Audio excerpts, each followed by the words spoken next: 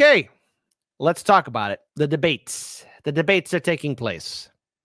The debate between Donald Trump and Joe Biden. So questions are right now coming up of whether or not there will be a debate between Donald Trump and Joe Biden. And there's only one other person right now that could very well qualify to be on the debate stage too, whether you're a fan of him or not, RFK Jr., which is a phenomenal feat in many ways because third parties are starting to gain significance. And I think at this point, so long as they're able to gain further momentum, somebody like RFK Jr. and to some extent possibly Jill Stein or the Libertarians could make it on the debate stage. I really don't think Cornel West has a chance to be on a debate stage. We shall see, but I don't think that's going to be the case at all whatsoever.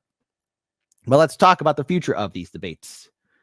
Please, let's talk about the future of these debates and what it means, because we do have to talk about it. And look, I'm not a fan of talking about Trump or Biden, but this is an election cycle and we have to address it. So let's go ahead and bring this up. So questions are growing over whether President Biden and former President Donald Trump will participate in any presidential debates this cycle. Trump has stepped up his calls for Biden to face him in a debate over the past week, saying in True Social post he would debate him anytime, anywhere, any place. Biden responded last week that he was open to debating Trump, but said doing so depends on the former president's behavior. So behave yourself, which is a weak sauce response. With Biden not committing to participating yet and Trump having previously slammed the commission overseeing debates as biased against him, this year's election could be the first in 50 years without a debate between the general election candidates. To which I then have to say, and we did this in 2020, and there was only one person to respond back to it, Mark Charles. We do invite the third-party candidates to be in a debate. You know, we invited to host a moderated debate between all third-party candidates. I found funny that the Greens and the Libertarians, the candidates at the time, responded back to Hardland's media saying, "Well, we're gonna wait to hopefully we can get on the general election stage." That never happened, by the way. I think if the Republicans had nominated anybody but Donald Trump, you might be having a different discussion, Democratic strategist Jim Demers said. Well, Democrats, if you think your old dog Biden has what it takes, then have him debate Trump, unless you realize that he's a drugged up old man.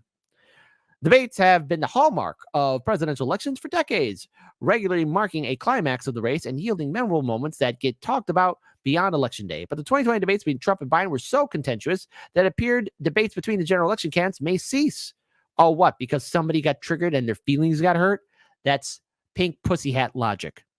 The first debate between the two candidates in late September 2020 was a chaotic event, Trump regularly interrupting Biden and moderator Chris Wallace while they were speaking. The debate was at times incoherent. I loved every minute of it because it was two old men yelling. It was funny. It was funny. It was funny. Any other debate held in October in which the candidates' microphones were muted when the other was speaking was generally viewed as better. But in the aftermath, Trump and Republican National Committee accused the Commission of Presidential Debates, which has conducted every debate since 1988 and being biased against Trump. The commission originally formed under joint sponsorship from both parties and identifies as nonpartisan. The RNC voted in 2022 to direct GOP nominees not to participate in debates the commission organizes, with then RNC chair Ronald McDaniel saying the party would find newer, better debate platforms. But Trump said he would debate under any circumstances in a True Social post last week. So now I want to switch things up. Why RFK Jr. could hurt Biden more than Trump as Democrats launch anti-third-party campaign. So, again, the Democratic National Committee is launching a campaign to counter RFK Jr.'s long-shot presidential bid. The latest indicator the former Democrat poses a real threat to President Joe Biden's re-election chances. They're going after him harder than Bernie Sanders at this point. And third parties are being vilified. Jill Stein is being vilified as a spoiler candidate to an extent, even though his campaign is mediocre and lackluster. Cornel West. And, of course, now they're going after RFK Jr. It's corporate media forming that shield wall to protect the old dog. The Democratic National Committee has hired a team of top operatives, including veteran Democratic strategist Liz Smith, to devise communications against RFK Jr.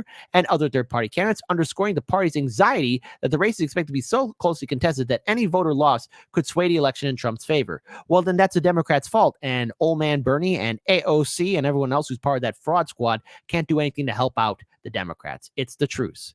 The effort comes after Kennedy Jr.'s campaign announced earlier this month that it collected enough signatures to put on the ballot in Nevada after he qualified the Utah ballot in January, while the American Values Super PAC supporting his candidacy also claims they have signatures to secure a spot in ballots in Arizona, Georgia, and South Carolina, which is fine. Good. He's getting on more ballots, which is what should be expected. But again, the Greens and Libertarians are light years ahead of him and Dr. Cornel West. RFK Jr.'s politics is somewhat of an enigma. He is a scion of perhaps the world's most famous Democratic family, a background likely to appeal to some Democratic voters, though his anti-vaccine advocacy could deter them in the same way it could attract GOP voters looking for a Trump alternative. In November, the Siena College poll of voters in 6 battleground states, Arizona, Georgia, Michigan, Nevada, Pennsylvania, Wisconsin, found slightly more Democrats than Republicans, 18% versus 16%, would likely back RFK Jr., indicating he could draw more voters from Biden than Trump. Okay, fine. Democrats, again, it's not RFK Jr.'s fault or any third-party candidate's fault that you guys are losing voters. We've covered on the show how black voters, Latino voters, women voters, all voters who are associated with the great Democratic coalition of 2020 are starting to lose faith. I mean, you're dismissing the uncommitted voters and the power that they have. 50% of the population identifies itself as independent. Another poll by Quinnipiac University in February found Biden losing more points than Trump, 11 versus 8, was Kennedy Jr., Independent Cornel West, and Green Party candidate Jill Stein on the ballot. Without Kennedy, West, and Stein on the ballot, Biden would beat Trump by 4 points. Who's to say that that's a guarantee? But with them, Biden's lead narrows to 1 point. The Quinnipiac poll found similarity in December. Reuters, a survey that found Trump's lead over Biden widens from 2 points to 5 when Kennedy Jr. is on the ballot. And in January, Harvard Capps Harris poll found Trump expands his lead over Biden from 6 to 8 points with Kennedy Jr. on the ballot. And that's how many Trump, 3, the magic number 3. Trump leads Biden with Kennedy Jr. and West on the ballot, according to Real Clear Politics. So what can we take away here? They're doing everything they can to silence and suppress and make sure that no one sees how weak Biden is. We saw that State of the Union speech, and yet the vote blue no matter who people want to say that Biden is ahead of the game, that he's strong, that he's going to be consistent. But see, that State of the Union speech showed us something. He was on something, or they really trained him well, or they made sure that he got plenty of sleep the day before, or whatever. Maybe he got 2 cups of coffee. I don't know what they put in that coffee, but they did something. But every time now Biden speaks, he can't speak to the press. He stutters, he stammers, he looks confused.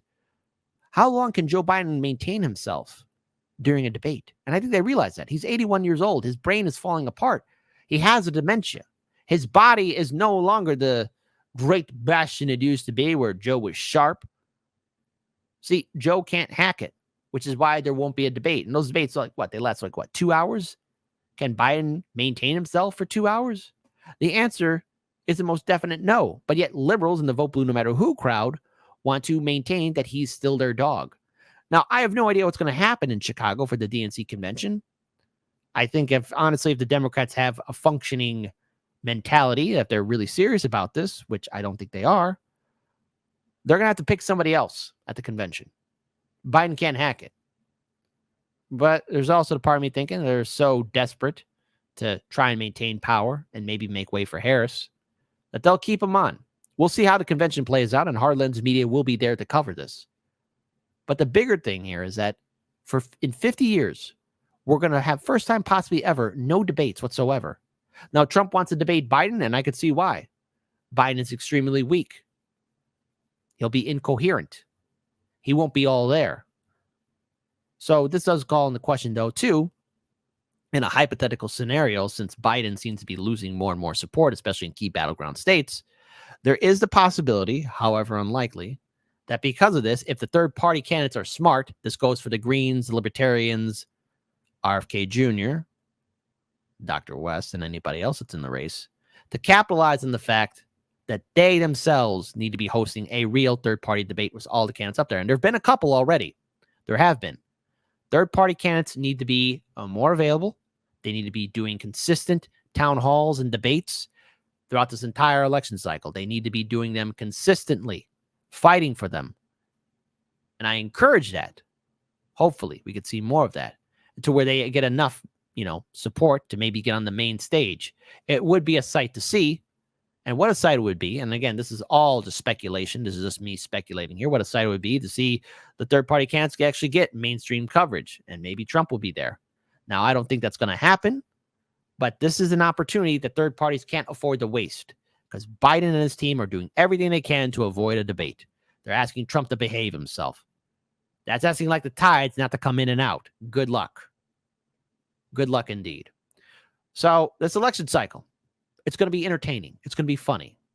And stay tuned to Hard Lens Media as we cover the DNC convention in August between the 19th and the 22nd. We'll be there on the ground. Hopefully it doesn't go too crazy.